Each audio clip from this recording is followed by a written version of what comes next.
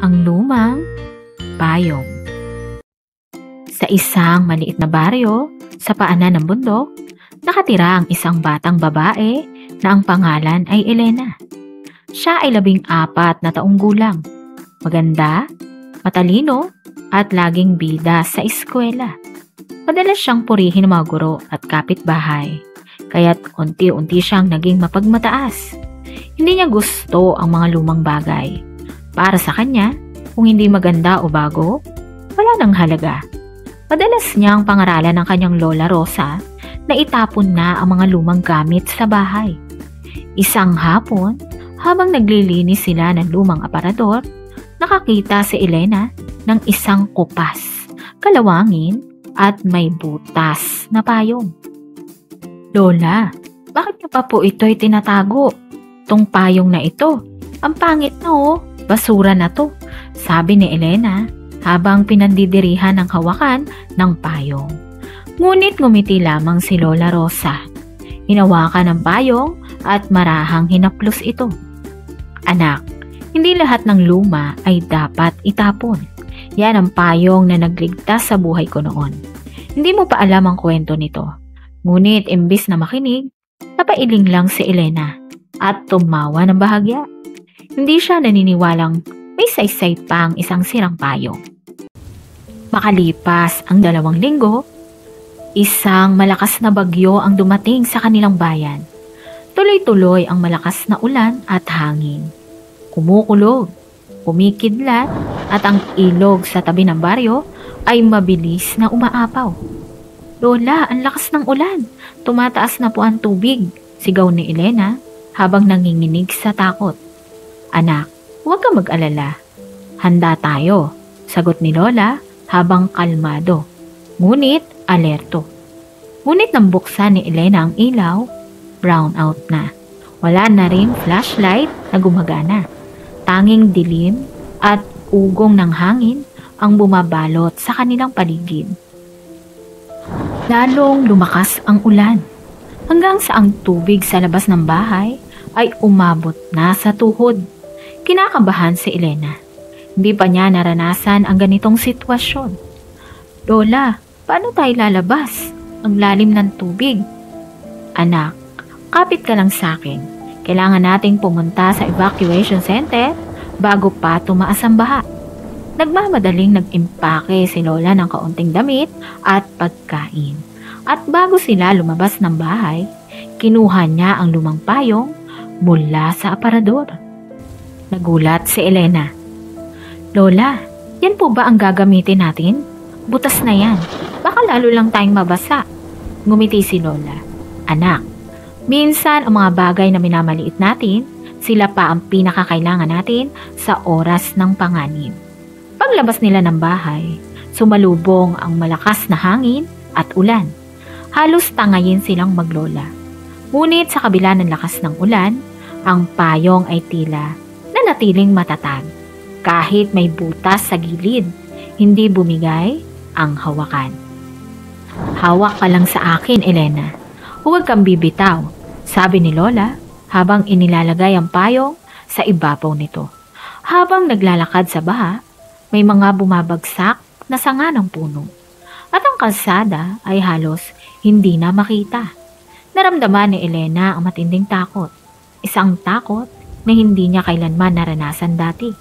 Habang tinatahak nila ang madilim na kalsada, may narinig silang iyak ng isang bata sa may gilid ng kalsada. "Tulungan niyo po ako! Naiwan po ako!"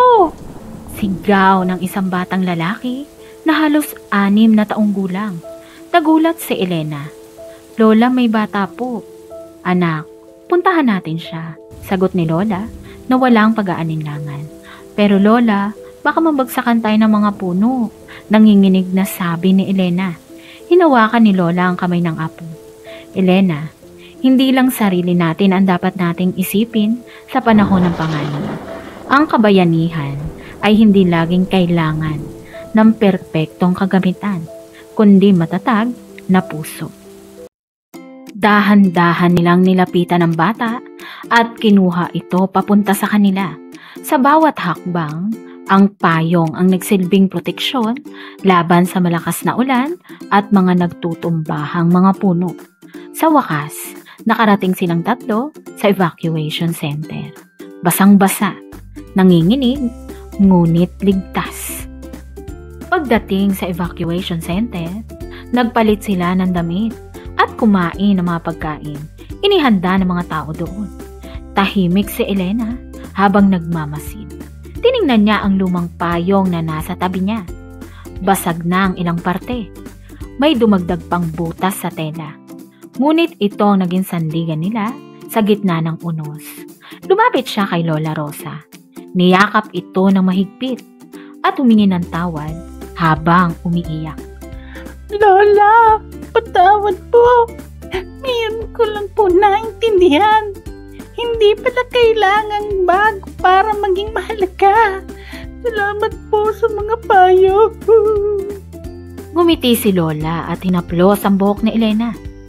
Anak, tandaan mo, ang tunay na halaga ay hindi nakikita ng mata, kundi ng puso. Kaya alagaan mo ang mga bagay at taong nasa paligid mo, bago pa sila tuluyang mawala. Mula noon, nagbago si Elena. Hindi na siya mapagmataas. Natutunan niya ang pahalagahan ang mga bagay at tao, gaano man ito kakupas o kasimple. At ang lumang payong ay nanatiling nakasabit sa tabi ng pinto, hindi bilang gamit, kundi bilang paalala. Mga tanong sa pag-unawa. Sino ang pangunahing tauhan sa kwento? Ano ang ugali ni Elena noong simula ng kwento? Anong bagay ang gusto niyang itapon mula sa lumang aparador ng kanyang lola? Bakit mahalaga kay Lola Rosa ang lumang payong? Ano ang nangyayari sa kanilang baryo makalipas ang 2 linggo? Aral ng kwento? Hindi lahat ng luma ay wala ng halaga. May mga bagay na kahit kupas na at may sira ay mas matibay pa kesa sa bago. Dahil dala nila ang kasaysayan, sakripisyo, at pag-ibig. Alam mo ba, bawat gasgas, kupas na pintura, at bitak ng isang lumang gamit ay parang pahina ng isang kwento. Kadalasan, ang mga ito ay ginamit ng maraming henerasyon, kaya nagiging tagapagdala ng alaala ng pamilya. Noon, mas matibay ang pagkakagawa ng mga gamit dahil hindi pa uso ang mass production. Mano-mano ang paggawa ng mga muebles at kagamitan.